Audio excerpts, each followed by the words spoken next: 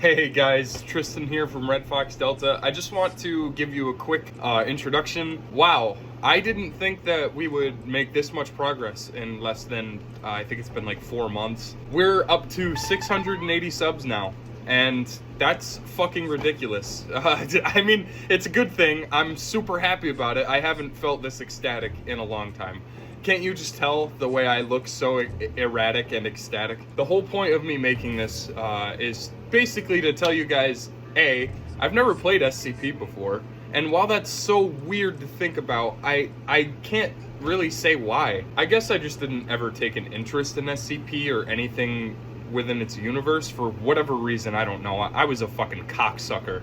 But it's time to stop sucking that cock and time to start playing some SCP Containment Breach, because I hear that this is one of the most famous SCP games of all time. It probably helps a lot that the game is free to play and has a remastered edition on Steam as well, which is what I'm going to be focusing on today. We have grown so much in just the past couple weeks. I have no words. You guys are my gasoline and you keep me going. It's you guys that keep the content coming, so thank you so much for almost 700 subs. If we get to 1,000 subs, I will do something great for you guys. I don't know how any of that shit works because I'm still new. Like, obviously I have some experience on YouTube, but I want to do more. Like, I want to give back. I haven't figured out yet how to do that, so just please bear with me. And please forgive me for my horrible hairdo today, because as I mentioned, it is very early. I am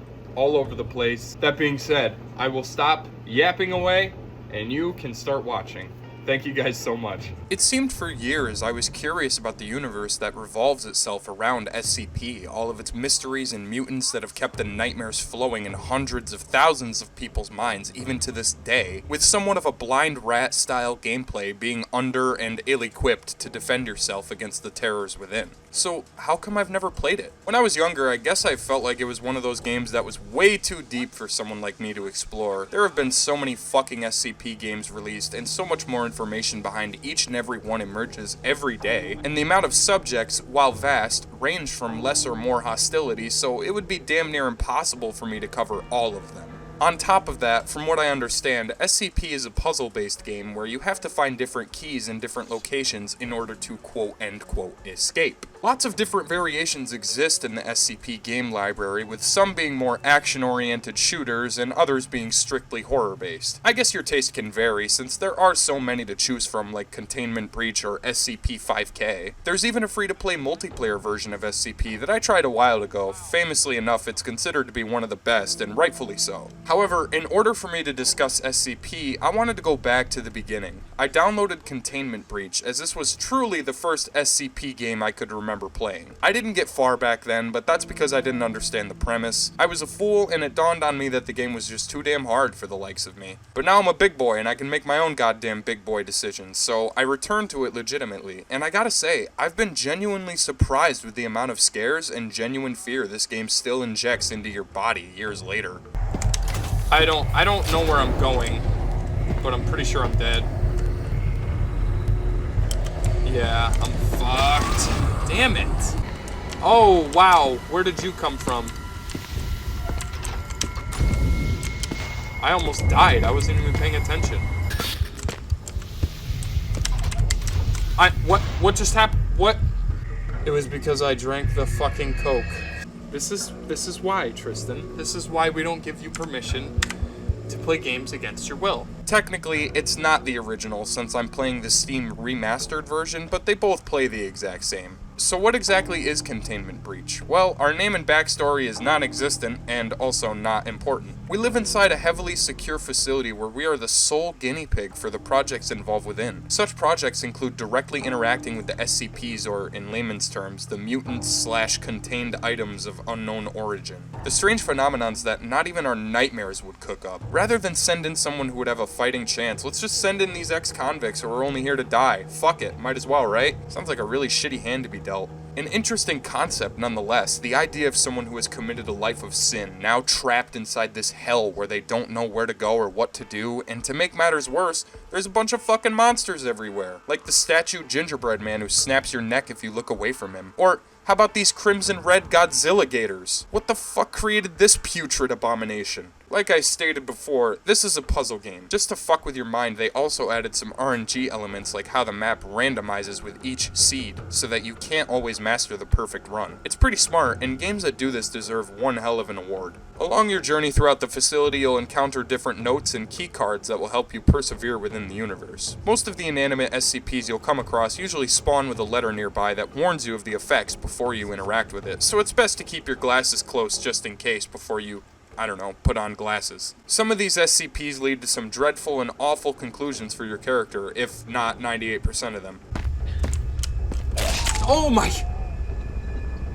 Oh, fuck. For example, if you eat the bubblegum SCP, you'll end up secreting a pink fluid out of every orifice located on your body, as it merges and becomes your blood.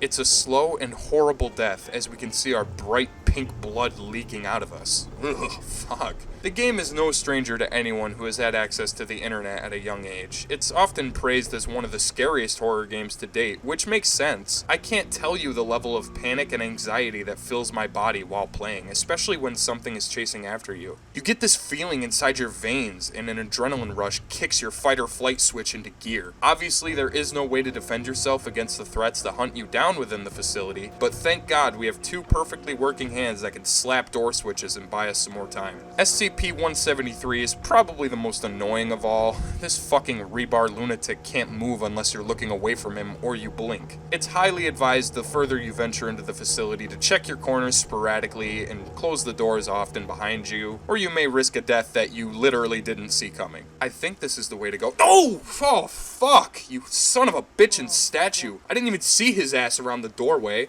What a stupid fucking rock. Go follow someone else. The important thing you have to remember when playing this game is that it's not spelled out in front of you. There's no directions or guidance off the bat, and the map randomly generates with each new seed, so you can't memorize the pattern. This makes it a lot harder to find items you need in order to get the endgame you desire, whether it be escaping or death. Tentatively, you will pass locked doors and spam the keypads in hopes to find something, anything to help you persevere. Since this was my first time playing, you can imagine the amount of times I died. Especially when you take the actual living threats into account. Remember that carnivorous fucking giant lizard I mentioned in the beginning? That's SCP-939. These douchebags mimic the voice of their last victim in order to lure in more prey. It's a little cheesy, but creepy nonetheless to hear it speak in a human voice, even screaming bloody murder if they spot you.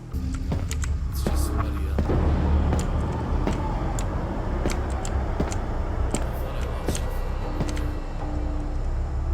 They kill you pretty quickly, so the only option is to outrun them. My first question when roaming the halls of SCP was simple. How the fuck do I get out of here? Well, so long as you find a keycard of any level, you can gradually explore the facility until you find the door you need to unlock. Once you find the level 2 keycard, you'll be able to find the refinery, which is an SCP in and of itself. Placing an item into the input area and messing with the settings allow you to produce new and advanced objects from the previous form. Every SCP player knows this by now, and it's the easiest way to get a level 5 security card. With the highest level of authority now available to us, it is soon we are hunted by more demeaning threats that we don't fully understand. There's an SCP who kinda looks like the skinny guy from Half-Life 2, you know, the charcoal ragdoll or whatever. He follows you while a menacing ambiance plays drastically in the background, and as far as I know, so long as you run away from him for like 60 seconds or so, he disappears. But he always seems to appear the second I unlock a useful keycard. Not that it does me much help though, this entire facility is a goddamn maze. I wasn't exactly expecting to escape by following painted arrows on the grounds and walls though. I just wasn't expecting to be as blind as I was going into it for the first time. But I guess that's on me for taking all this time to sit down and play it.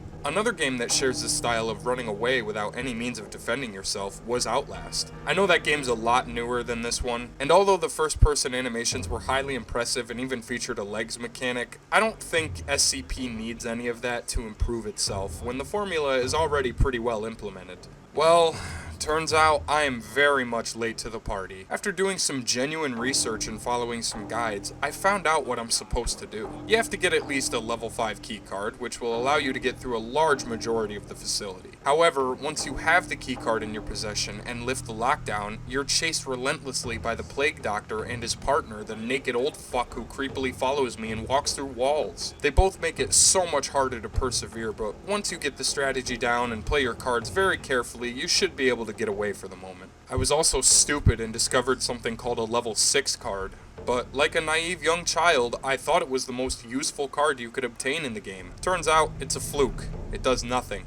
Fucking great. It's not exactly meant to be solved on the first playthrough anyways. SCP has a certain charm to it, and the intense fear that overcomes me when I'm being chased is nothing like any other game. It's frustrating, sure, especially for someone who has never touched it before, but trial and error will teach you many things, and I think it's meant to be played this way. All of the branching paths, the excitement of discovering new keys, it truly puts me back in the Resident Evil mindset, and how every time I progressed in that game, I would sigh in relief knowing that I was that much closer to the end. One thing is for sure, you can definitely experiment however you wish. There's even a map editor for creators who are looking to solve their own way out of the facility. I'd imagine that in time there could be a lot more horror games involved with the SCP universe. Can you imagine an enhanced version with a storyline, some decent voice acting, and cutscenes? I'm not saying SCP should be designed that way. I think that would be a terrible idea. But it would be neat to see how other people explore the genre and how vast it could grow into something beautiful. Games like this give me hope for horror games as a whole. While this one is ages old by now, it's still one of the greatest. You'll have a lot of fun discovering the various SCPs and learning all about each one and its adverse side effects. I really love the SCP universe, and I have this game to thank for that. And thank you for watching! Next up, you already know what's coming. My review of Signalis. As a 666 subscriber special, I intend to give you the full story behind why I love this disturbing, amazing indie game. And guys, please don't worry, I am going to still release the Resident Evil 4 remake review. I just have a lot that I want to get caught up with, and I've been hyper-focused on getting it done. So thank you so much for watching. Thank you to everyone who has subscribed to our channel, and thanks for checking out this video. Leave a like, comment, and since we're on the subject, enjoy yourself. Thanks for watching the content, folks.